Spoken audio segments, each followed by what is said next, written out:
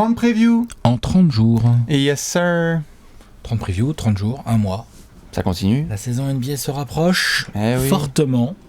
Donc là, évidemment, on a toute une partie, et certainement une grosse partie de la fanbase des Nuggets qui est en PLS. Quoi ? Qui se dit, what the fuck ? Pourquoi aujourd'hui ? Déjà ? Mais c'est beaucoup trop tôt. Comment ça, on n'est même pas dans les 10 dernières previews ? C'est vrai qu'on rentre bientôt dans les dernières previews, Alex. Oui, mais là, on n'y est pas. Et non, Denver n'a pas fait le cut. Ouais. Donc malheureusement, on va devoir s'occuper aujourd'hui de nos amis les Nuggets, mais c'est quand même l'occasion de parler de beaucoup de choses. Comme d'hab, vous le savez, ce sont les 30 previews en 30 jours, la série préférée de votre joueur préféré sur votre chaîne préférée. Ça ne bouge pas, le marathon continue. Et on va parler notamment de notre ami Nikola Jokic et d'autres garçons, parce que Alex, comme on le dit, même si la vidéo elle sort aujourd'hui, c'est pas forcément ce qui va se passer demain, c'est aussi ce qui s'est passé hier. Et les Nuggets, entre Michael Porter Jr. et Jamal Murray, tout ça. Il y a des choses à dire. C'est d'ailleurs pour ça que l'indice, c'était comeback. Ah. Le comeback de Jamal. Et c'est on peut dire que Michael Porter Jr., c'est un comeback également cette saison. C'est pas Kawhi, mais c'est vrai que ça aurait pu. Ça aurait pu être on aura un autre indice au moment où on parlera des Clippers, ça on verra. Vous pouvez à la fin de la vidéo, ça aurait pu être le comeback d'Anthony Davis, la preview est déjà sortie, le comeback de Ben Simmons, c'est déjà sorti aussi, les Blazers partent avec Damian Lillard. Ce qui est sûr, c'est qu'aujourd'hui, on va aller à Denver avec les derniers dinosaures, et donc comme d'hab, Alex, tu le sais, il y a des vidéos qui sortent, et on vous remercie comme d'hab pour tous les commentaires, mais il y a aussi un site. Petit site, bien sympathique, trashtalk.co, avec tous les jours 10, 12, 15 articles sur la franchise concernée ce jour. Donc aujourd'hui, vous allez retrouver tout ça sur les Nuggets. Et puis, si vous fouillez un peu, vous trouverez tous les articles sur les franchises qui sont passées au microscope avant. Tout à fait. Voilà, ça parle de Jokic, ça parle du retour de Jamal Murray, du joueur qui va vous faire cliquer, des salaires, de la TTFL, le preview global, la tactique de Michael Malone et compagnie. Bref. Les gros coups de chaud de Bones Island. Exactement. Ah oui, tout à fait. Vous allez avoir tout sur les Nuggets, on en reparlera de Monsieur Bones. Ce qui est sûr aussi, c'est qu'en plus du site, vous pouvez aller sur les réseaux sociaux de Trash Talk pour gagner un beau maillot. Tout à fait. Peut-être celui d'un double MVP en titre. Ou pas, hein. Tu peux caser un gros Gordon dans le dos, t'es content. Un MVP. Exactement. Et justement, en parlant de MVP, on est bon sur l'intro. Eh bien, je te propose qu'on se gare en calèche avec notre cher Nicolas. Allez. Le coup d'œil, il est dans le... Rétroviseur itch, comme vous préférez. Alors, cette saison des Nuggets. Il y a des rétroviseurs sur les calèches maintenant. Bien sûr, cette saison des Nuggets, on est parti du principe qu'on ne pouvait pas compter sur Jamal Murray. Ça, on l'avait vu quelques mois auparavant. Et au bout de 9 matchs. Même pas 10 matchs, bim. On se rend compte que le début de saison de Michael Porter Jr., qui était bien crado, était dû à un fait clair et net. Il est blessé, il peut pas jouer, et donc sa saison va s'arrêter. Il va à peine passer le début novembre. Quoi. Oui, c'est ça. Au bout de 9 matchs, c'est terminé pour MPJ, alors qu'il y avait eu de la prolongation contractuelle et tout. Et malheureusement, il faut compter sur d'autres garçons à Denver. Exactement.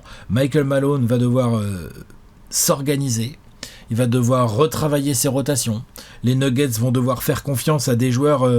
Ils n'avaient peut-être pas prévu de faire confiance en premier lieu à ces joueurs-là. Bien sûr. Tu vois, salut Monte Morris. Salut Will Barton. Enfin, Will Barton, on lui fait confiance, mais là, il a eu un rôle plus, on va dire. Bien sûr. Et puis, heureusement pour eux, les types, ils vont pouvoir compter sur Monsieur Nikola Jokic. Je veux dire, déjà, sa première saison de MVP, c'était sale. C'était du sale.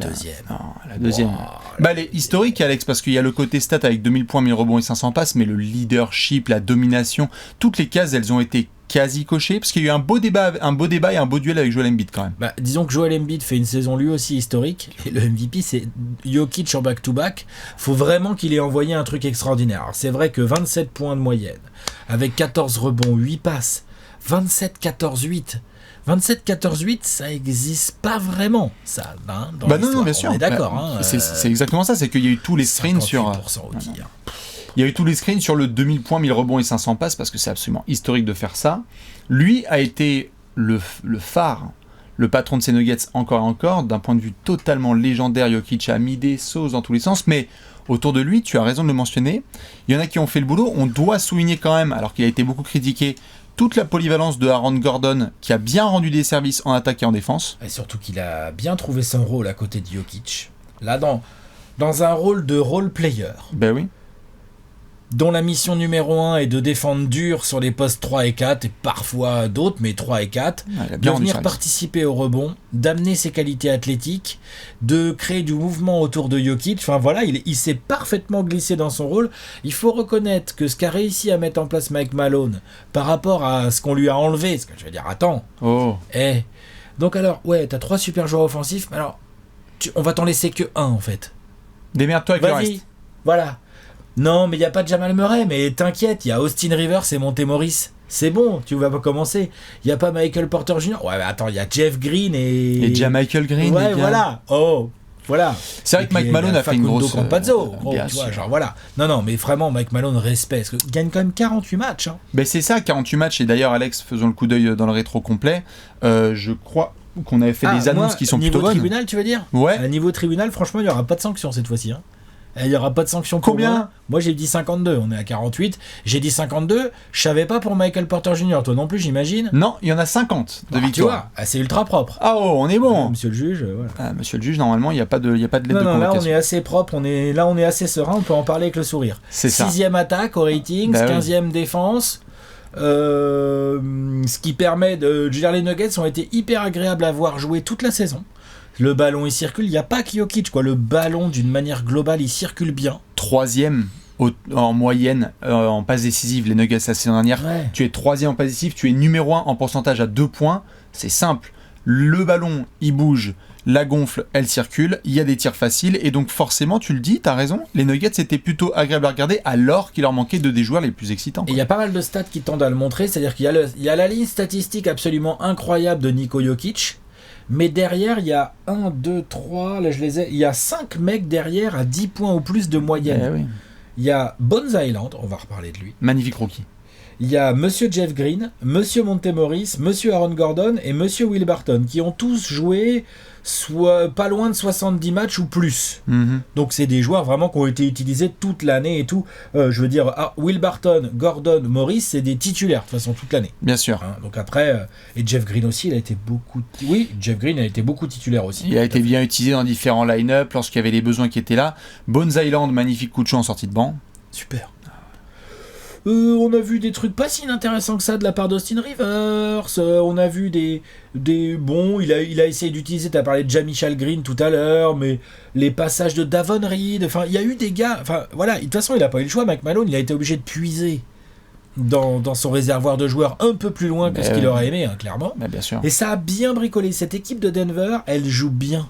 Elle fait bien circuler la balle, elle est solidaire en défense, et c'est ça qui leur a permis d'aller en play-off sans passer par le play-in. Ça, c'était balèze. Au vu des absences, c'était pas forcément gagné, et de la concu, hein, parce que dis donc. Complètement. C'est ce qui a aidé aussi au dossier de Jokic, hein, c'est que s'il était passé par le play-in, je pense que pour l'MVP, ça aurait été compliqué. Mais tu butes sur le futur champion, les Warriors voient Denver et se disent bon, les gars, on aime bien, mais c'est les choses sérieuses qui commencent, et là, les absences se font ressentir. Les absences se font trop ressentir, c'est-à-dire que là où ton attaque, elle est hyper solide en régulière, là, elle peut pas rivaliser avec une attaque pareille comme celle des Warriors, qui est complètement dingo. Ouais, Jordan Poole se transforme en Kobe. Curry qui était blessé. Hein. Ouais, Jordan Poole, il était en 6e homme. Ouais. Hein, la classe de Steve Kerr. Ça, on va en reparler des Warriors à un moment, mais c'est vrai que là, ils n'avaient pas le pouvoir, et puis les Warriors défendent très bien, donc la série a été déséquilibrée, et il n'y a pas eu de surprise, le favori Warriors est passé. Tout à fait, et t'as Draymond Green qui fait un excellent travail autour de lui avec le collectif de Golden State pour défendre Jokic. Ouais. Hein, Nicolas a beaucoup aussi affirmé que voilà, c'était quand même un bon travail qui avait été fait par une défense qui va titrée. Et là, t'as pas les armes autour pour rivaliser. Pas les armes autour, parce que là, les kick-out pour Bryn Forbes, même si c'était sympa en saison régulière, après c'est compliqué. Non, puis t'as pas le deuxième créateur que peut être Jamal Murray, enfin il y a beaucoup de choses comme ça. Trop dur. C'est vrai que Denver, dans le coup d'œil dans le rétro, t'as la frustration parce que tu savais que Jamal Murray serait pas là, mais tu avais vécu la série contre Portland l'année dernière où on s'était foutu de la gueule de Lillard, McCollum, etc. Et on se disait tiens, avec MPJ, Aaron Gordon et Jokic ça peut aller loin, sauf que tu enlèves Michael Porter Jr. Donc le coup d'œil dans le rétro, c'est pas non plus une bis repetita, mais tu peux compter sur un extraordinaire Jokic, mais tu peux pas aller plus loin parce qu'il y a un moment où en playoff, les vérités se révèlent. Tu l'as vu, toi, notamment avec les Suns de la saison passée, lorsque Denver avait réussi à écarter les Blazers, un gros collectif en face et c'est terminé. Exactement. Pas assez de munitions. Exactement. Il n'y a pas de rancune à avoir. Je pense que Mike Malone... L'année dernière, ils se prennent 4-0 par les Suns, ouais. on en a rigolé, qui est sur le fond assez injuste pour les Nuggets parce que la sanction est terrible par rapport à la saison qu'ils font. C'est et ça. là, ils tombent sur les Warriors dès le premier tour. Je pense qu'ils n'ont pas de regrets dans le sens où Mike Malone peut se regarder dans le miroir et se dire on a vraiment essoré l'éponge au max. On a utilisé le max de notre effectif avec les bâtons qu'on avait dans les roues. Maintenant, on s'est tout de suite envoyé le même message en fait. Je vais te laisser faire la transition, mais on s'est tout de suite envoyé le même message en sortie de saison. C'est waouh, standing ovation pour Jokic qui fait un truc historique. Il est extraordinaire. Ne gâchons pas le prime de ce joyau de basket. Tout ce qu'on veut, c'est être en octobre avec le retour des titulaires. Voilà, et éventuellement, du côté de notre ami Tim Connolly. Changement. Changement, t'as raison, c'est pour ça que j'ai hésité. Monsieur Calvin Booth, on va en parler après dans le marché. Voilà, il y a un petit été à gérer parce que oui, il faut que tes mecs qui étaient blessés ils reviennent et puis quand même t'as quelques petits ajustements à tenter, à proposer et on va voir dans ce marché de l'été que il a pas les deux pieds dans la même cabine téléphonique, Monsieur Calvin Booth. Oh là là, disons. Oh là là là là. Il va pas que au self, Calvin Booth. Non, mais c'est clair qu'on va regarder ça tout de suite. Mais oui, pour celles et ceux qui ne l'ont pas, excellente transition. On s'est dit, est-ce que Tim Connolly va faire le boulot ? Non, ce sera plutôt Calvin. Ouais, c'est vrai. On va regarder ça en détail. Allez, on y va. On va regarder tout de suite le marché de l'été. Le big tableau. Boum. Ouh. Tu sais que mine de rien, c'est ce que j'appelle un très très bon été, personnellement. Rempli et bien. Ouais. Déjà, Supermax extension, Monsieur Niko Jokic. Je pense que la discussion, elle a duré montre en main 8 secondes. Ça a fait du genre, je vous l'ai fait la discussion, c'est tiens, voilà le Supermax. Nico, il a fait ok, je signe. Ouais. Voilà, on a d'autres choses à se dire. Alors oui, tout à fait. Ah, non, franchement. Non, mais si, bien sûr. J'allais dire nuance. Le seul truc, c'est qu'il a fait attends, je t'entends pas, je suis dans le crottin là. Oui. T'inquiète, on va venir parce qu'ils sont venus. Et ils sont venus. La vidéo, pour ça. Elle est extraordinaire la vidéo. C'est que impossible de faire le marché de l'été. Pour lui remettre son trophée. Impossible de parler du marché de l'été sans de voir notamment Mike Malone et certains gars de Denver dire Nico, on va mettre le max, t'as le trophée et on va venir en Serbie quoi. Et on va venir te voir. Bon, je sais que t'adores etc les centres équestres, mais on est avec toi jusqu'au bout du délire. Vidéo de Jokic qui arrive. Oh là, ils sont tous là en train d'applaudir et tout. Franchement, c'était une belle image. C'était magnifique. Évidemment, il y a d'autres images. C'est comme que le trophée soit aussi moche. Ah bah ouais, ça c'est l'évolution de la NBA. Qu'est-ce que tu veux que je te dise ? C'est clair que dans les grosses histoires et grosses images qu'on a pu voir aussi cet été, avant de revenir sur les joueurs, on a vu aussi Nikola Jokic bien faire la fête avec certains de ses amis sur un bateau torse-poil. Ah bah ça, Jokic, la teuf. La teuf. Pas trop. Hein. Tout à fait. Et on reparlera aussi parce que dans l'été, il y a eu aussi un Eurobasket. Mais restons concentrés sur nos amis les Nuggets. Tu le disais, Alex, et je te lance là-dessus.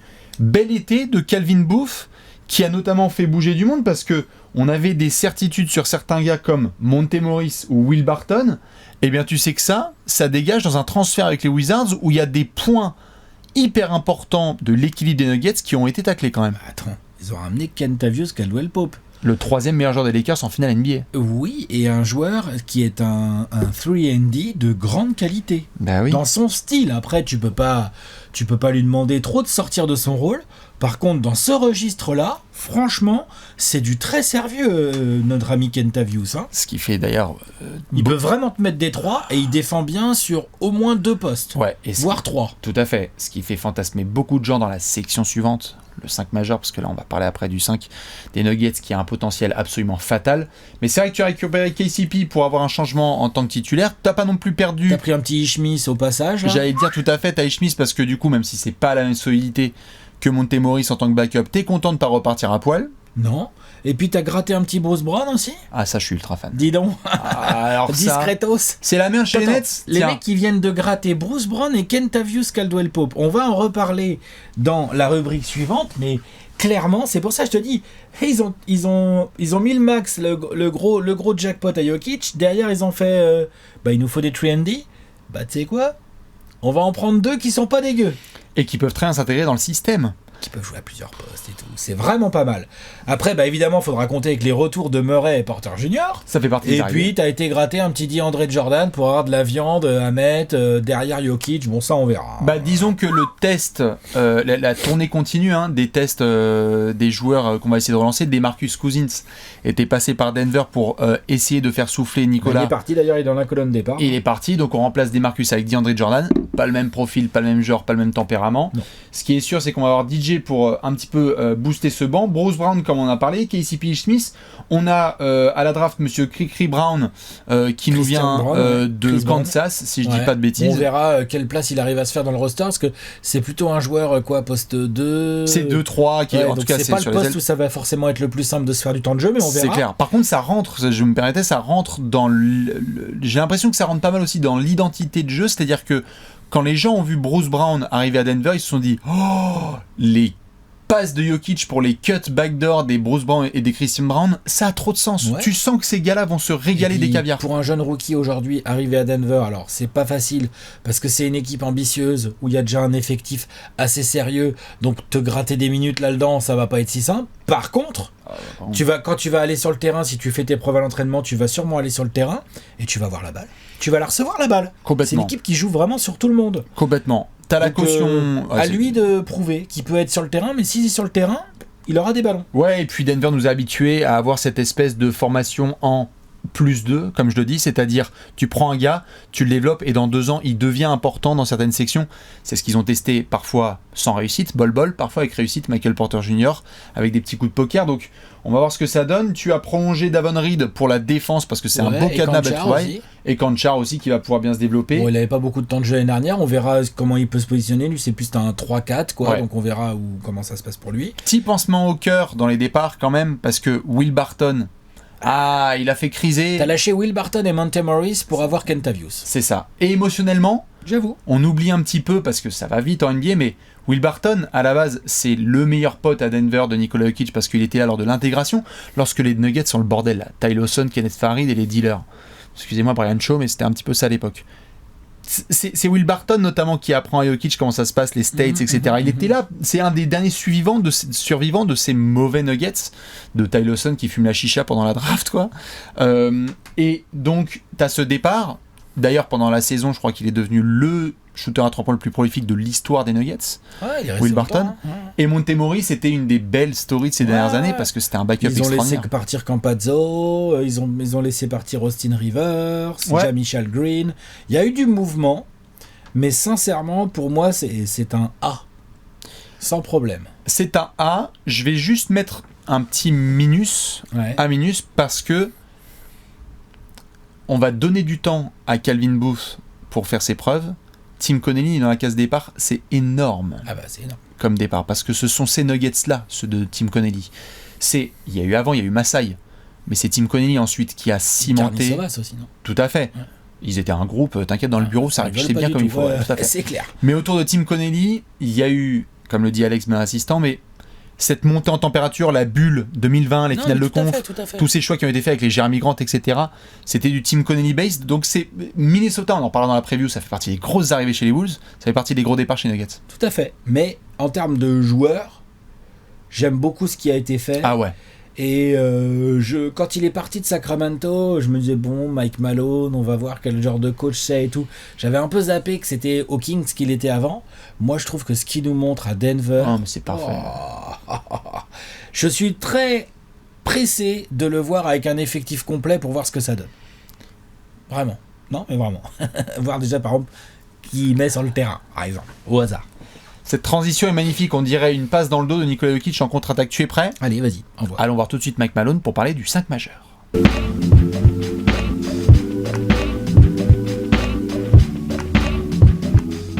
Le 5 majeur, avec un meneur, un arrière, un ailier fort et un pivot double MVP en titre. Ouh. Alors, il est un peu plus épais que mon petit doigt, mais... Tu peux prendre le pouce. Ouais, large.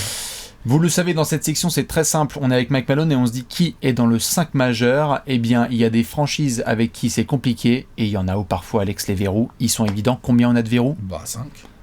À la main, Jamal Murray. he's back. En 2, Kentavious. En 3, Michael Porter Jr. Aaron Gordon en 4 et Jokic en 5. c'est cette arrivée de Kentavious Caldwell-Pope qui offre une sorte de stabilité ou du moins de profil parfait pour compléter ce groupe. Lui et Gordon, hein, ils ont des profils, c'est pas les mêmes tout à fait, mais des rôles qui vont être un peu similaires. Un peu plus en retrait offensivement, par contre, oh là là là là, c'est bien pour faire le ciment. Et puis, ça respecte les systèmes, ça va te mettre des 3. T'es obligé de les respecter quand tu défends. Ils attaquent. Enfin, ils défendent à 5, ils attaquent à 5. C'est ça. Et en plus, t'as raison de le mentionner, ça shoot à 3 et ils ont l'intelligence. KCP l'avait développé, Aaron Gordon l'a très bien développé à Denver. Ils ont l'intelligence aussi, lorsqu'on vient sur eux, lorsqu'il y a des gros close-out, de feinter et poser un dribble. Et quand tu poses un dribble à Denver et que t'es un 5 contre 4, attention les décalages qu'il y a derrière, il n'y a que des joueurs intelligents, des passes en l'air, il y a de tout. Donc c'est vrai qu'il y a, Alex, je te pose la question, il y a eu, dans tous les mouvements qu'il y a eu cet été, même si c'est pas le plus clinquant celui de KCP, lorsque les gens ont vu sur le papier le potentiel 5 majeur de Denver, waouh, il y a un truc, avant même qu'ils jouent ensemble, il y a un truc hyper excitant avec ce quintet. Et alors il y a ça, et alors ce qui est d'autant plus intéressant là-dedans, c'est donc en ajoutant Kentavious Caldwell-Pope à ton 5 majeur et en ajoutant du coup Bruce Brown à ton banc, je trouve que tu rends ta défense beaucoup plus dense et beaucoup plus sérieuse dans de nombreuses situations. Et ensuite autour, t'as quand même Ish-Smith, on verra comment l'utiliser, mais on sait que c'est un meneur qui peut t'apporter quelques minutes. Bien sûr. Bones Island, quand même, moi j'ai bien kiffé sa saison rookie, c'était quand même ultra intéressant. Clairement. Qui va amener de l'énergie, du scoring, du culot. Les Davon Reed, Chris Brown, tout ça, on verra ce qu'ils peuvent apporter là sur le secteur externe. Mm-hmm. Mine de rien, côté plus intérieur, front courte, t'as toujours Jeff Green. T'as Jeff Green derrière Aaron Gordon qui va bien se charger d'assurer qu'il soit présent. On va dire que c'est le DeAndre Jordan derrière Jokic qui est, fait pas rêver. Bon, il y a Zeke Nagy, mais Nagy c'est peut-être plus un 4 lui. Ouais, qui a fait d'ailleurs, je pense que les fans de Denver sont pas mal à remarquer sur les progrès de cet été, sur les premiers matchs de pré-saison, alerte, conclusion hâtive de pré-saison, mais Zeke Nagy pourrait avoir un rôle déterminant en backup. C'est vrai que Jeff Green ne fait pas rêver, mais tu n'as pas un trou béant. Rêver, mais il taffe. T'as pas un trou béant, donc ça donne le.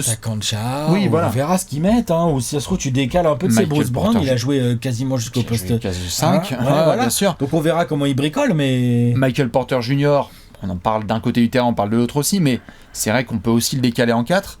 Denver débarque cette saison avec un effectif où tu as de l'expérience, de la polyvalence, des postes qui sont doublés avec des joueurs de talent internationaux. Bref, il y a absolument tout. Je te pose juste une question, Alex, parce qu'on a fait cette intégration-là pour pas mal de franchises. Le 5 majeur, sauf grosse galère, c'est aussi le 5 qui finira les matchs. Oui. Éventuellement, dans certains cas de figure, tu peux avoir un Jeff Green sur le terrain en fin de match ou un Bruce Brown, tu vois, dans les ailes en fonction de l'alliage que Mike Malone a besoin de sortir en fonction de l'opposition, quoi. Tout à fait. Tu vois. Ça fera partie, tu as raison de le mentionner, ça fera partie aussi d'interrogations autour de Michael Porter Jr. dont le talent offensif n'est absolument plus à décrire. Mais par contre, Dieu sait s'il y a des franchises qui ont affronté les Nuggets et qui ont dit vous voulez mettre MPJ sur le terrain dans le money time, écran haut, pick and roll. Voilà. Et donc là, du coup, t'as plus envie d'avoir Bruce Brown, par exemple. Et donc, tout à fait. Mais ce qui est fou, c'est que du coup... T'as la possibilité, t'as des options. C'est que Denver peut avoir du 5 verrou. Jokic, Gordon, KCP, Bruce Brown, Jamal Murray, c'est chiant à attaquer. Alors c'est vrai que... C'est vrai que du coup, tu vas dire oui, mais du coup, ils se privent un peu du talent de Michael Porter Jr. sur la phase offensive. Mais enfin, ça va, ils ont Murray et Jokic. Murray et Jokic, franchement, ça peut scorer sur n'importe quoi, n'importe qui, n'importe quand. C'est vrai. Mais bien sûr. Donc du coup, tu peux te permettre, si Michael Porter Jr. est pas concentré, te fait de la merde et que t'as pas confiance en fin de match sur lui pour vraiment être bien dans le système, être sérieux, être discipliné, tu le mets pas sur le terrain parce que tu te dis c'est pas grave. Genre les balles à Jokic ou les balles à Murray, ou alors je vais me retrouver avec des KCP ou des Aaron Gordon qui prennent des 3 parce qu'ils sont ouverts. Moi, ça me... Bien sûr. Je parlais de deadly défense. Tu peux avoir évidemment Davon Reed qui vient aussi faire le boulot. Parce que Davon Reed, il rigole pas en défense. Et si tu veux être complètement dingue en attaque, alors là, Bones Island, Jamal Murray, Michael Porter Jr., Nikola Jokic, Jeff Green. Et à ce moment-là, t'as une polyvalence. Ils ont... Il a beaucoup d'options, c'est-à-dire qu'on a un très bon coach avec un très bon 5 majeur et 3-4 options vraiment lourdes sur son banc. Putain, c'est pas mal.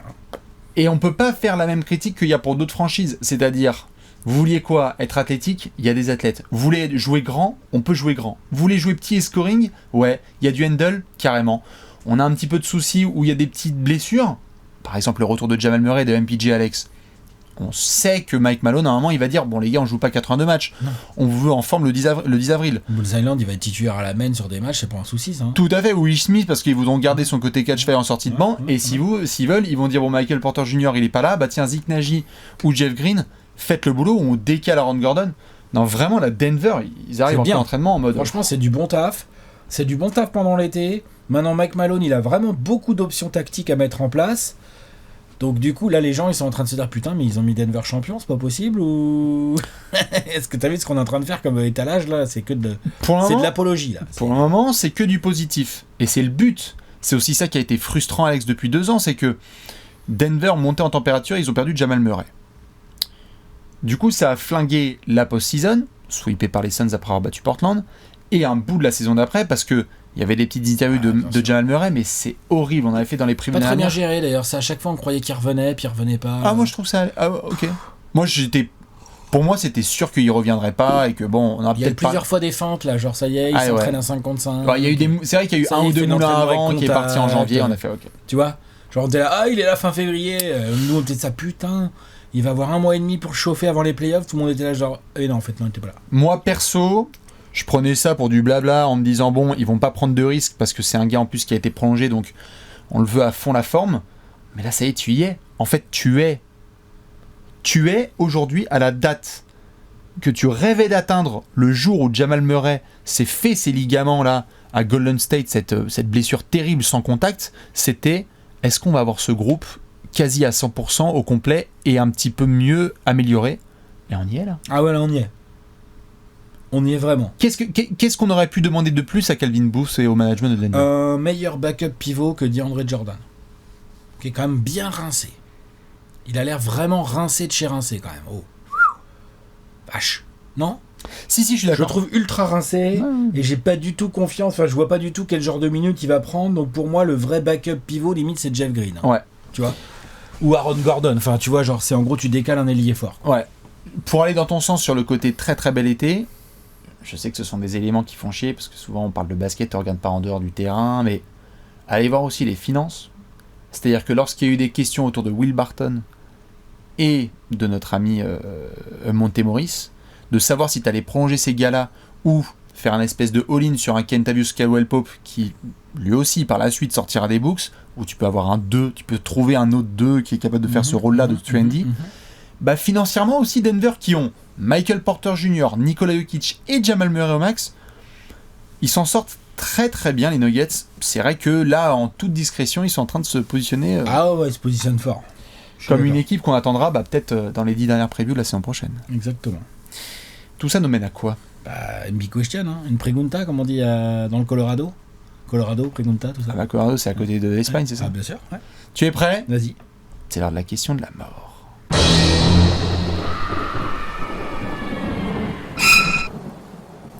La question de la pregunta de la muerte. Et qui est el famoso pregunta? El famosa? Je sais pas, ils vont me dire. La famosa pregunta. Qui est la famosa pregunta? La cuenta. Par ici, la cuenta. Nous sommes à Denver. La question de la mort dans cette section, c'est simple. On se pose une question qui fait mal. Et la question, c'est pas de savoir pourquoi est-ce que Rocky est la mascotte la mieux payée de toute la NBA. En plus, ça peut être une question quand même, parce que moi je trouve que Petit Gorille de Phoenix, quand même, c'est un peu sérieux. Et Benny the Bull. Benny the Bull. Pardon. Benny the Pardon. Bull. Tout à Bref, fait. allez. La question de la mort. Alex, Léonce, toute la commu NBA, Nikola Jokic enfin entouré. Est-ce la saison des finales NBA? Denver a un seul objectif en tête. À partir du moment où Nikola Jokic a montré tout son talent, à partir du moment où il a montré qu'il pouvait être MVP non pas une fois mais 2 fois, sans scandale, même si les fans des Sixers ont envie de hurler, aujourd'hui, tu vas démarrer une saison, Alex, où tu n'as pas beaucoup d'excuses à disposition. Donc, ils ont le talent, je viens de le dire. Ils ont le jeu d'attaque, le jeu collectif. L'expérience. Ils ont une certaine expérience. Ils n'ont pas non plus une expérience si folle que ça en playoff, mais ils ont une certaine Les cadres ont fait la bulle. Ouais, exactement. Donc la finale de conférence. C'est pas si mal, c'est déjà ça. Ils ont de la star, ils ont du talent, ils ont un jeu d'attaque absolument incroyable et ils ont, au moins sur le papier, les moyens de très bien défendre. C'est possible. De la continuité. Et ils ont de la continuité et un coach. Donc, limite, la question, c'est dans l'autre sens. C'est genre, quels sont les obstacles dont ils vont devoir se méfier et qu'ils vont devoir franchir pour justement assouvir leurs envies de finale NBA. Tu me vois venir ? Moi j'en vois un, je sais pas si c'est le même. Je pense que si, parce que ça fait longtemps qu'on travaille ensemble. Le mental ? Non. Ah, bah tu vois, moi j'ai le mental du groupe. Qu'est-ce que tu veux dire par le mental du groupe ? Bah tu vois, Jokic, tout aussi fort qu'il soit, je trouve que oui, en régulière et tout, sous la pression, il est capable de faire des choses. Il est aussi capable de péter un câble et de sortir de son match. On a déjà vu Jokic sortir de son match et je trouve ça ça peut être dommageable dans certaines situations. Il est tellement fort que ses adversaires, franchement, ils vont lui envoyer des gars qui vont dire toi, ton rôle, on en a rien à péter. De toute façon, tu peux pas défendre sur le rentre dans son crâne. Par contre, si tu peux le gratter un peu et l'obliger à s'énerver, ça on prend. Ça s'entend. Je l'entends totalement. Michael Porter Jr., c'est du mental, la discipline défensive. Tu vois, ça vient de lui. Il les a, les systèmes. Et je pense pas que Mike Malone lui dise vas-y, fais ce que tu veux en défense, on s'en fout. Non, bien sûr. Donc c'est un aspect qui, je pense, peut jouer vraiment contre eux et qui peut être exploité parce qu'en NBA, quand ils trouvent une faille comme ça, ils vont l'exploiter à fond, les mecs. En fait. Bien sûr. Moi, il y en avait deux. Vas-y. Il y en avait un qu'ils ont un petit peu taclé, mais à confirmer, c'est que Kentavious Caldwell-Pope est champion. Je vais faire le listing un peu de ce groupe. C'est ce que je te disais, quand tu as dit l'expérience, tu vois, l'expérience, moi je mettrais un bémol à l'expérience. C'est que quand on va arriver dans ces grosses tranchées, on touche du bois pour eux en avril et en mai, tu as besoin de gars qui connaissent le chemin. On a vu que Golden State, quand on leur a dit les gars, vous pouvez être quasi à 100% physiquement au moment d'arriver en play-off, ne nous donnez pas cette chance, les gars, parce qu'on va pouvoir aller jusqu'au bout.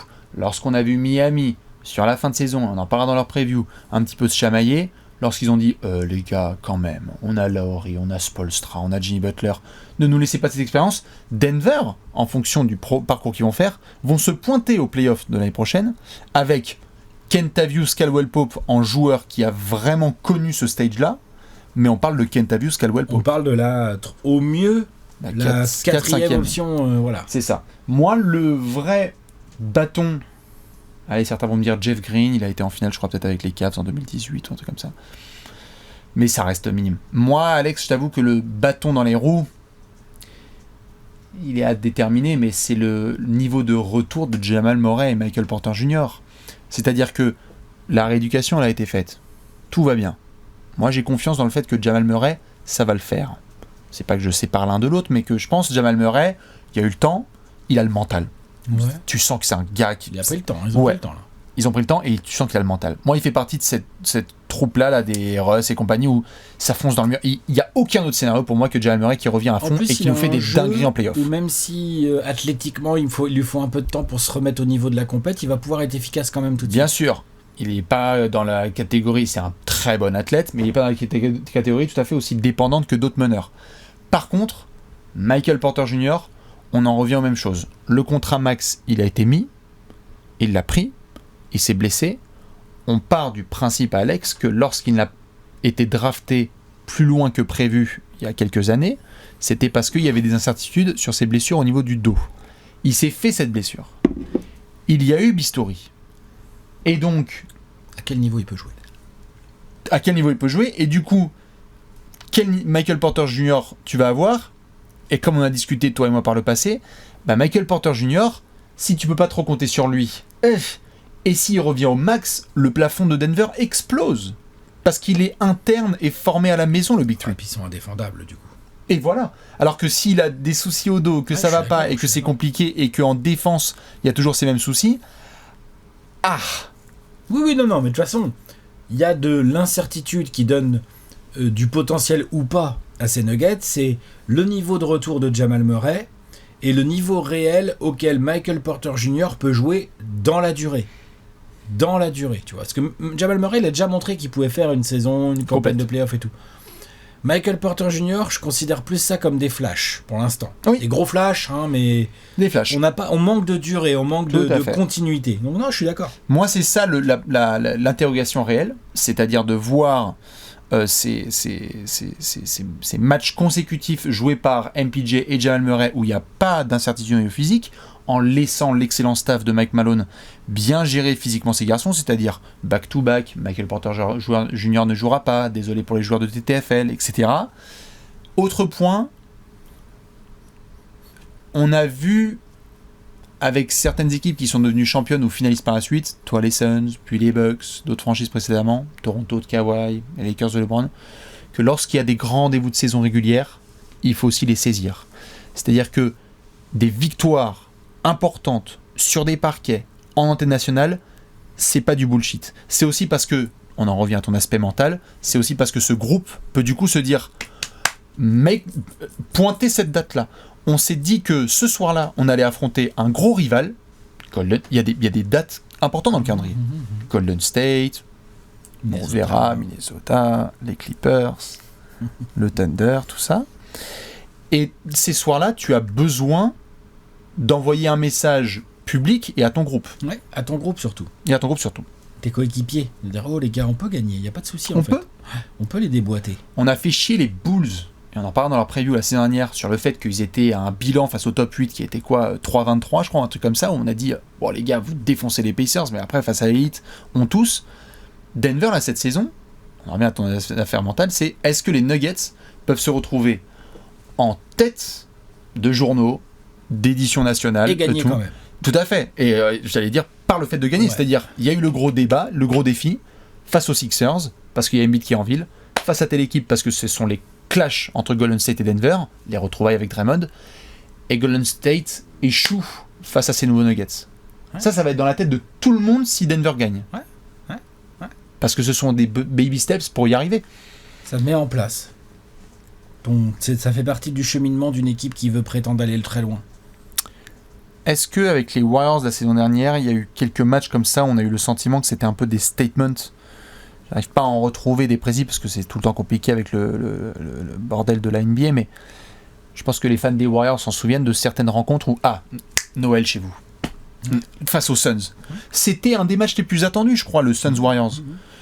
Et ils gagnent à Phoenix avec Otto Porter qui est complètement fou, je crois. Fou, Otto Porter. Ouais, exactement. Qu'est-ce qu'il a appris à lui là?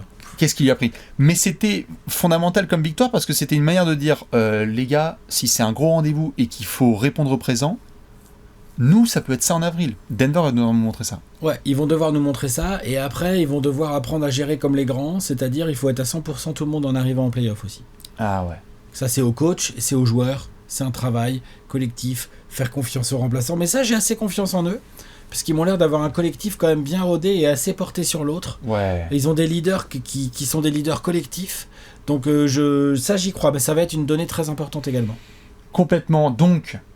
On fera après la section pronostic où on pourra se dire où est-ce qu'on les met. Mais quelque part, les Nuggets, je schématise un peu, peut-être que je spoil un petit peu, mais on les attend, Alex, surtout à partir du 10 avril. Quoi. On attend une grosse saison régulière, mais on attend surtout de voir si cette équipe peut faire des dégâts à partir des playoffs.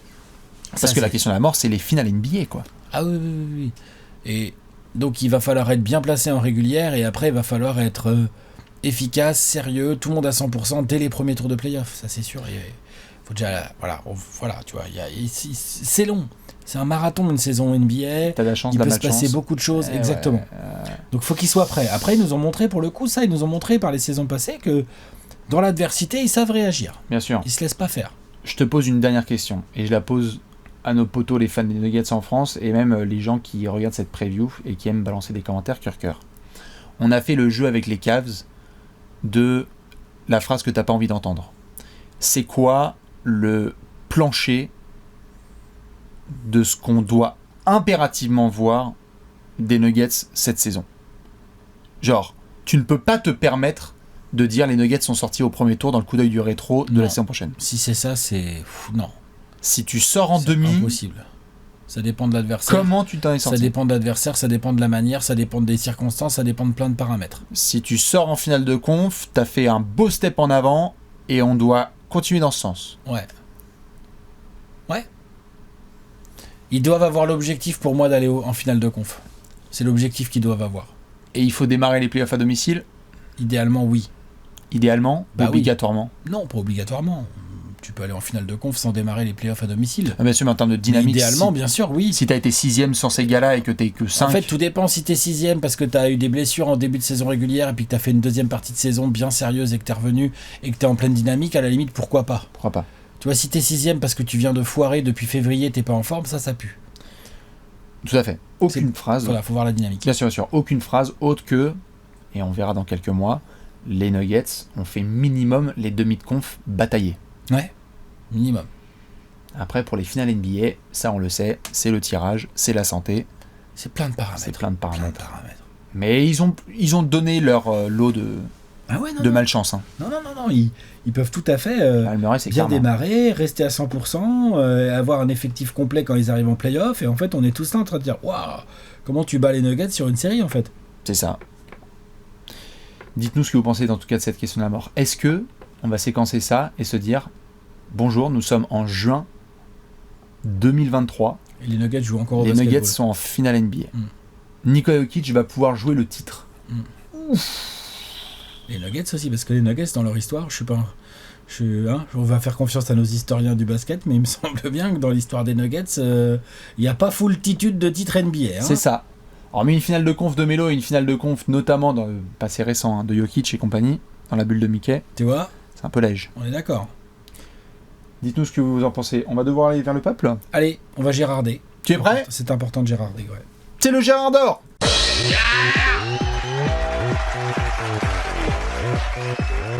Le Gérard d'or. Le Gérard d'or. Alex le backflip. Hop, on le prend bien comme il faut. Hop là, c'est propre. Oula. Oh, il y a un petit bout. Oh non. Comme les Nuggets, il est Il y a cassé. un petit bout, regarde. Oh non. Regarde, hop. Oui, bah ça tient, hein, ça tient. Tout va bien. C'est le Gérard d'or. Bah oui, c'est ça. Il est solide. Il se fait vieux un peu. Oh non, il se fait vieux. Si seulement il y avait un remplaçant. Ding, ding, ding, ding, ding. Dans tous les cas, nous sommes aujourd'hui à la... C'est quoi la Ball Arena ? Vous faites chier, c'est le Pepsi Center, non ? Ouais, Pepsi Center. Voilà. On est à Denver, d'accord ? Avec South Park et compagnie. Ciara et toute la clique. On va cliquer sur les Nuggets, mais pas forcément pour des no-look pass de Nikola Jokic. Il y a un Girard dans cette équipe. Qui est votre Girard ? Qui est ton Girard, Alex ? Bones Island. Bones ! Vraiment bien kiffé sa première saison en NBA. Hyper intéressant offensivement. Coup de chaud évidemment, mais pas que. Moi j'ai trouvé que tu sens qu'il est formé aussi à Denver, qu'il arrive à Denver. Il y a un côté foufou. Évidemment, il prend des tirs de loin, il peut chauffer et tout, on hallucine tous. Mais il y a aussi un côté à la Nuggets, où tu sens qu'il essaye de mettre bien le système, de bien prendre l'écran, de la lâcher quand il faut, d'aller faire son cut sans ballon et tout. Donc ça a l'air d'être un garçon avec un petit côté foufou, mais aussi un côté Dans un cadre. collectif, dans un cadre et tout. Il a beaucoup de talent offensif. Et pourquoi je le prends Gérard d'or ? Déjà, j'aime beaucoup le regarder jouer, mais je pense que, évidemment, il y a le comeback de Jamal Murray. Je pense pas que Jamal Murray va jouer 80 matchs là, cette saison. Je pense pas non plus que sur les matchs où il va jouer, il va tout le temps jouer 36 minutes. Je pense que Mike Malone a qu'une seule peur. Il n'en a pas qu'une, mais parmi les peurs de Mike Malone, quand il se réveille la nuit en sueur, il y a Jamal Murray qui se tient le genou. Tu vois, ça le fait flipper. Donc, il est clair qu'à la moindre alerte, Jamal Murray, banc, costard, Bones Island potentiellement ou titulaire ou gros temps de jeu. Tu vois, clairement. Et sur une saison comme ça, de retour de très longues blessures, on l'a vu aux Warriors avec Clay, ils ont pris aucun risque. Ils avaient en plus un petit Jordan Poole à faire monter. Eh ben, imaginez un Bones Island qui travaille et qui est dans le sillage. Après, on lui souhaite d'être aussi talentueux et de faire aussi bien, mais dans le sillage d'un Jordan Poole, pourquoi pas ? Mais bien sûr. Franchement, pourquoi pas ? Allez. Surtout que dans le contexte des Nuggets, y a de quoi faire. Il aura les ballons. Quand il va être en feu, il va avoir les tirs et tout.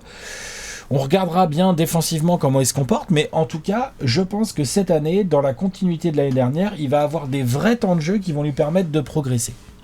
Voilà. Bones. Et puis c'est le plus Gérard de tous les Gérards de Denver. En plus, lui, quand il commence à prendre feu... Attention, je vais laisser pas trop traîner avec Cliff Robinson, parce que dans le Colorado, on sait que... C'est clair. C'est clair. Parfois, il peut avoir des... Ils vendent pas que des Pringles, comme on dit. Non. Bones Island, je vais partir sur un autre copain du banc, alors pas du tout le même registre, Zik Nagy.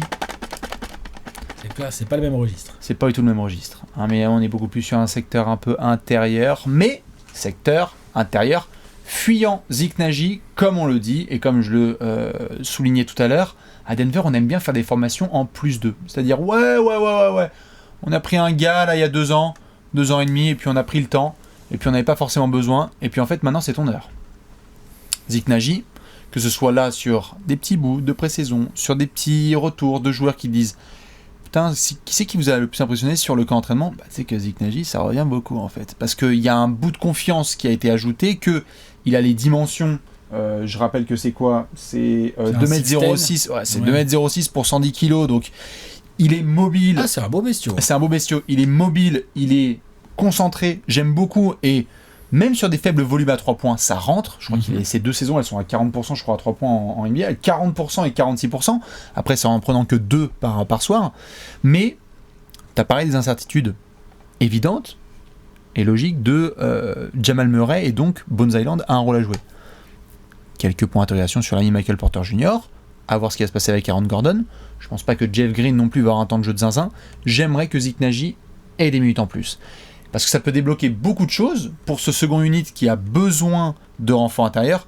Des Marcus Cousins, ça n'allait pas dernière. Et Alex, et comme moi, quand il voit DeAndre Jordan, ça tire un peu la gueule quand même. Donc j'aimerais bien, en plus de Bones... du corps plus qu'un basketteur maintenant. Bien sûr, une cheerleader qui a été propulsée par Chris Paul et Doc Rivers. Voilà. Donc, j'ai un souhait avec ce trophée du Gérard d'Or, c'est que le Gérard Alex, il fasse écran, que mon Gérard y vienne. Et alors je peux te dire que Bones Hyland plus Zeke Nnaji, moi je veux bien voir ça cette saison à Denver en sortie de banc. Dites-nous vous. Avec des Bruce Brown et tout ça, des Davon Reed et tout autour, pourquoi pas hein. Tu peux. J'y crois à Zeke Nnaji. Dites-nous vous qui est votre Gérard d'Or, et je crois qu'on va devoir annoncer l'avenir. L'avenir, et là c'est tout de suite, c'est maintenant, l'avenir des Nuggets. C'est l'heure du pronostic.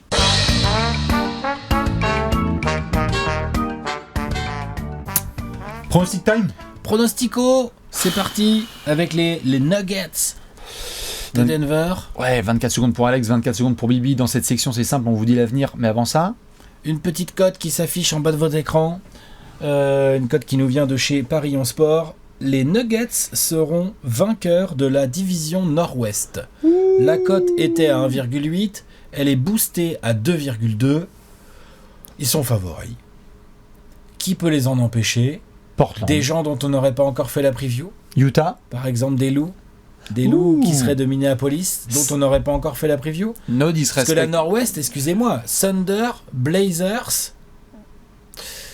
C'est le Jazz. Hein, Jazz. Ouais, c'est Thunder et Jazz. Jazz. Thunder non. Jazz. Non. Spoiler, désolé. Blazers. Il n'est pas question ici de les enterrer. Ils ont quand même en Damian Lillard et puis on a fait la preview. Non. Il y a des choses à faire. Bon, enfin, naturellement, on a envie de les mettre derrière les Nuggets quand même. Oh. Attends, si les Blazers sont mieux classés en saison régulière que les Nuggets...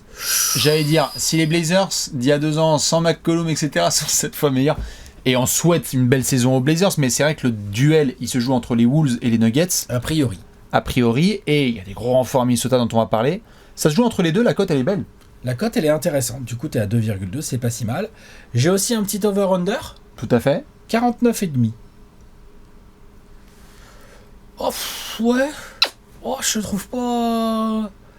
Et non, on a déjà vu mieux hein, côté Parion Sport. Je les ai déjà trouvés plus inspirés. Un lit, un duvet. On est au top du top. Par contre, il y a un message à faire, Alex. Il y a un message à faire, bien sûr. C'est que ce over-under ou pas, cote, tout ça boosté ou pas, il ne faut surtout pas miser l'argent que vous pouvez pas vous permettre de perdre. C'est simple, c'est efficace. C'est le hashtag. Faites les pinces. Faites les pinces. Hashtag faites pas les bolos. On est bon? On est pas mal, je pense. Est-ce que tu es prêt? Ouais. 24 secondes pour Alex pour nous dire l'avenir des Nuggets sur la saison NBA 2022-2023. 3, 2, 1, Kenneth Farid. 53 victoires pour les Nuggets cette saison. Je les mets deuxième de l'Ouest. Oui. Team très très forte collectivement. Enfin à 100% avec tout l'effectif. Mike Malone n'a pas eu ça encore en place. Je pense que on va le voir cette année. Jokic en plus, je trouve qu'il a plutôt raté son euro avec la Serbie. Là, il rentre dans le Colorado. Il retrouve sa deuxième famille et ils vont tout casser. 24 secondes. Voilà. Boum. Deuxième de l'Ouest. Précis comme un nugget. Précis comme un nugget. Deuxième de l'Ouest, Denver. Ouais. Ah, ils peuvent. Derrière, on verra qui plus tard. Ah, les Suns encore. Fait chier. Pas sûr. Il y a des clients, il y a des prétendants. Hein. Pas sûr. Il y a du prétendant. Oh putain, tout à fait. Ouais, 53 wins deuxième. Ouais. Tu vois, moi, il était un peu juste mon over-under du coup. Ouais, bah tu vas voir. Okay. Moi j'ai sifflé, c'est certainement que ça doit être précis. Allez, c'est parti, 3, 2, 1, top, 51 victoires pour nos amis les Nuggets, et donc un top 4 à l'ouest, pardon. Ça va démarrer les playoffs à domicile. Juste, excusez-moi, Denver, je vais surveiller évidemment le retour de Jamal Murray et Michael Porter Jr. Aucun doute sur l'alchimie de ce groupe. Du coach au franchise player aux autres, tout se passe bien. Le rendez-vous, il est clair pour Denver. 16 avril. Jusque-là, on va surveiller les gros matchs internationaux et sinon, top 4 à l'Est. Quatrième, toi. Ouais. D'accord. T'as 3 équipes devant les Nuggets cette saison, toi. Ouais. D'accord. Ok. Ouais, non, mais pourquoi pas. T'as 13 équipes derrière les Nuggets, toi. On va montrer le gros tableau. Allez. Le gros tableau avec donc nos amis les Nuggets qui rentrent dans la danse. Ladies and gentlemen, nous avons un top 2 dans le tableau d'Alexinator. Voilà. Comme quoi, vous pouvez avoir votre preview qui n'est pas dans le top 10, mais avoir un top 2. Eh oui, exactement. Ouais. Tout est possible ici. Tout est possible. Ce qui est possible aussi, c'est de vous retrouver comme d'hab dans les commentaires. On vous fait plein de bisous. Merci comme d'hab à Alex, à Léonce, à Bibi. On vous retrouve demain pour une nouvelle preview des 30 prévues en 30 jours. Je vous laisse comme d'hab avec Alexinator. Lundi, c'est quoi ? Chemisette.